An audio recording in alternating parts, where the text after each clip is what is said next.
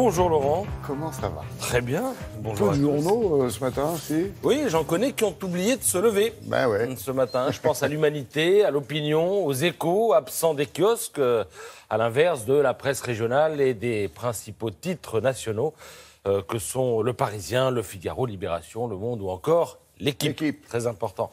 Ah oui. Et tenez, ça me permet de rappeler que les journalistes n'ont pas de jour férié, à part le 1er mai, 14 juillet, 15 août, 11 novembre, jour de l'an, Noël, tout ça, nous, on ne sait pas ce que c'est. Oui, mais on a d'autres avantages, on peut lire le journal. C'est vrai. Alors, ce qui capte l'attention, ce qui vous étreint ce matin, c'est l'évocation du martyr de Nice. Un an après, la ville s'apprête à rendre hommage aux 86 victimes du 14 juillet 2016. Elle le fera en présence d'Emmanuel Macron et de deux de ses prédécesseurs, Nicolas Sarkozy et François Hollande, en présence également d'Albert de Monaco. Et dans Le Parisien, eh bien, le maire de la ville, Christian Estrosi, raconte comment il fut projeté sur une scène de guerre. Il comprend à l'époque immédiatement que c'est un attentat. Alors il raconte « Je fonce sur la promenade des Anglais. J'arrive là où se trouve le camion. Le GIPN me demande de mettre les mains en l'air. Je m'identifie. Je vois ma ville jonchée de cadavres. Ce qui m'a le plus marqué, c'est le silence. On voudrait, en tant que maire, absorber tout le malheur. » Pléthore de reportages et de témoignages dans Le Parisien qui s'attarde aussi sur le sort des enfants à travers le récit d'une maman qui était en train de danser sur La vie est belle quand le camion a surgi. Elle raconte, elle aussi, que les enfants, une fois rentrés à la maison, ont voulu fermer tous les volets de peur, disait-il, qu'ils reviennent pour nous tuer.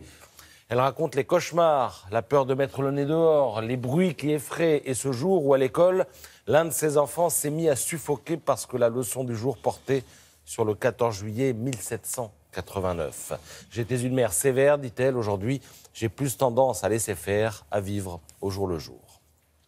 Alors sinon, ce matin, du Trump à gogo dans les journaux, attaque en piqué de Libération qui, d'une certaine façon, tente un miroir au président américain, chantre de l'isolationnisme. Un paria à Paris, titre le journal, qui a bien capté la tactique Macron. Elle consiste à offrir à Trump ce que Johan Hufnagel appelle tout le faste de la République pour tenter de le mettre sous une sorte de protectorat français. Ça peut paraître gonflé, mais ça peut marcher, surtout avec un personnage de la trempe de Trump, écrit l'éditorialiste. Alors après, il faut aussi reconnaître que les Américains, dirigés par Trump ou pas, on en a un petit peu besoin, notamment pour neutraliser les djihadistes français égarés entre Mossoul et Raqqa. Ça, c'est le Figaro, sous la plume de Georges Malbruno, qui le rappelle.